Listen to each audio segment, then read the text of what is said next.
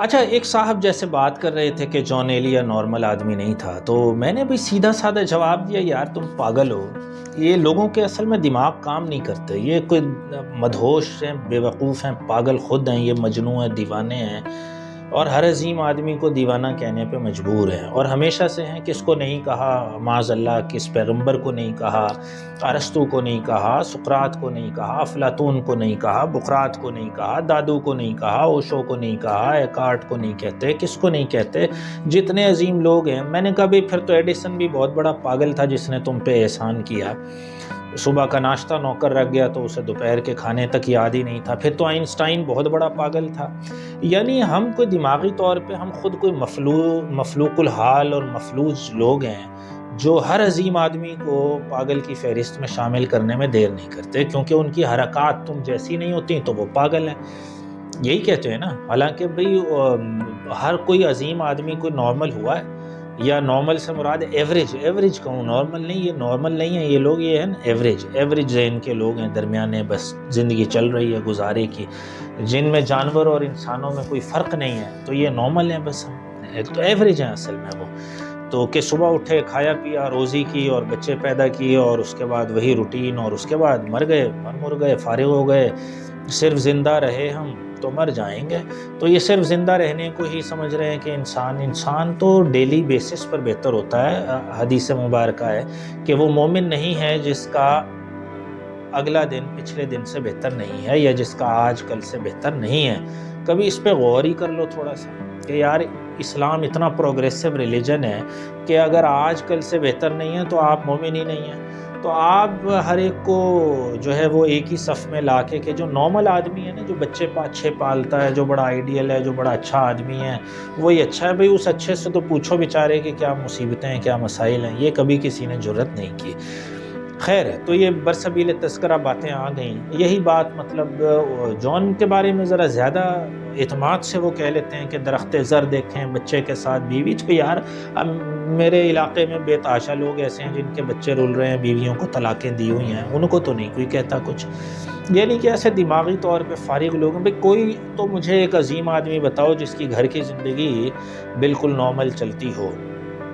مطلب اس کو گھر نہیں رہنا ہوتا، اس نے تبلیغ پہ نکلنا ہوتا ہے، اس نے بڑے کام کرنے ہوتے ہیں، یا وہ آپ کو دیکھ لے، لاکھوں لوگوں کو، آنے والی نسلوں کو، یا اپنے 4 بچوں کو دیکھ لے۔ تو کہنے کا مقصد یہ ہے کہ اس کے بارے میں اعتماد سے اس لیے کہتے ہیں جی شراب اور باقی سب اس کے جو لوازمات ہیں، تو بھئی آپ ذرا پی کے مجھے کوئی کام یا شعر تو لکھ دیں کچھ جیسا، آپ بھی ذرا پی لیں کچھ اور پھر ذرا بتائیں، لکھیں ذرا۔ یعنی کہ ایک ایسی بحث جس کا نہ کوئی نہ سر نہ پیر، کوئی دلیل نہیں، کوئی بات نہیں، کسی کے بارے میں کرنے سے پہلے سوچتے۔ تو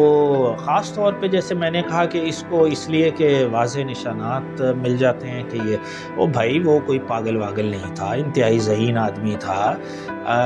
آپ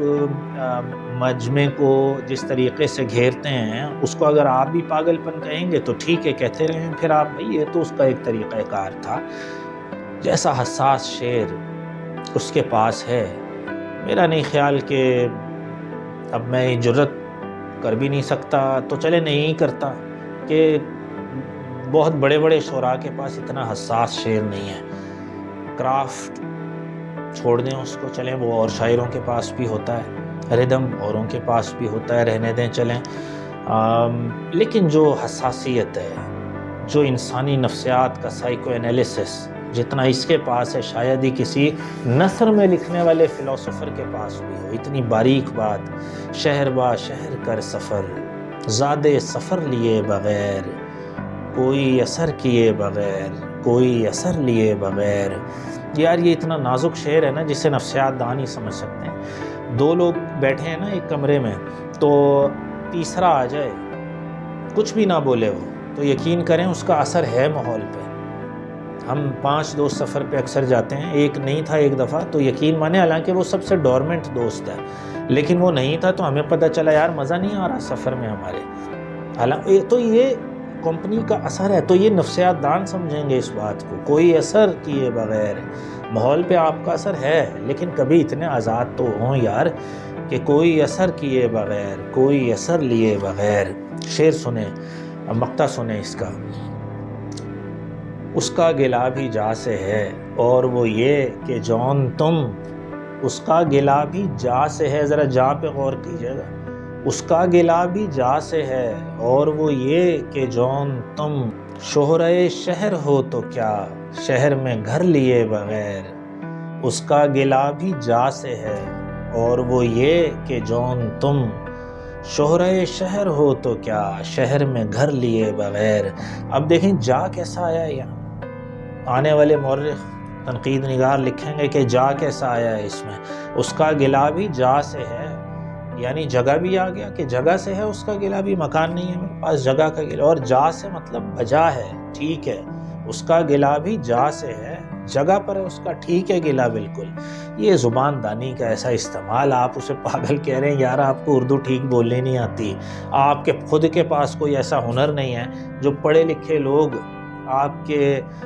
10 سال بعد 15 سال بعد بھی بات کر سکیں، آپ کے اپنے بچے آپ کو بھول جائیں گے 10 سال بعد، سال بعد ہی کہہ لو بلکہ، اور آپ بات کر رہے ہیں اس کے بارے میں کہ پاگل آدمی تھا، یعنی کہ کوئی ہمارے کوئی سطح جو ہے نا سوچنے کی وہ ہے عام لوگوں والی، ہم پرکھتے ہیں عام لوگ کے، یہ صبح اٹھ رہا ہے کھانے پکانے پہ لیے سودا سلف ٹائم پہ لا کے دیتا ہے، عام لوگوں میں بیٹھتا ہے باتیں کرتا ہے عام لوگوں جیسی، تو یہ بس ٹھیک ہے یہی زندگی ہے۔ او بھائی آپ ایوریج لوگ ہو، میں ایوریج آدمی ہوں، اس کو سمجھنا پڑے گا ہمیں، کم از کم یہ ریئلائزیشن تو ہو کہ بڑا آدمی بڑا ہوتا ہے، یہ سینسر تو لگائیں اپنے اندر کہ بڑا پرکھنے کے بھی الگ جینز ہیں کہ کون بڑا ہے کون چھوٹا ہے۔ تو بہرحال یہ زیادہ بات جو ذہن میں آئی اس کا سلسلہ تو جون کا ہے، لیکن ویسے مجھے یہ اس سے نقطہ یہی اٹھا کہ عام لوگ عام ایوریج ہی سوچ پر ہی پرکھتے ہیں چیزوں کو اور کچھ بھی نہیں۔ چلیں جی جون کے مشہور شعر سے بات ختم کرتا ہوں، ترک تعلقات کوئی مسئلہ نہیں، ترک تعلقات کوئی مسئلہ نہیں، یہ تو وہ راستہ ہے کہ بس چل پڑے کوئی، یہ تو وہ راستہ ہے کہ بس چل پڑے کوئی، یار ہر حرف ہر لفظ جگہ پہ ہے، یہ تو وہ راستہ ہے کہ بس چل پڑے کوئی، اس کو مطلب کب مانیں گے آپ اس کو کہ یہ بہت بڑے شعراء میں ہے، یہ عام بات نہیں تھی اس کی نفسیات کو پکڑنا، آپ اس کے بال پکڑنے مڑنا پاگل بننا نہ دیکھیں، وہ جو ہیملیٹک میڈنس ہے وہ ہے، یہ بڑی دانائی ہے اس پاگل پن میں،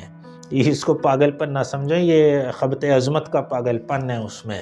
تو بار تو پھر بات کریں گے مزید۔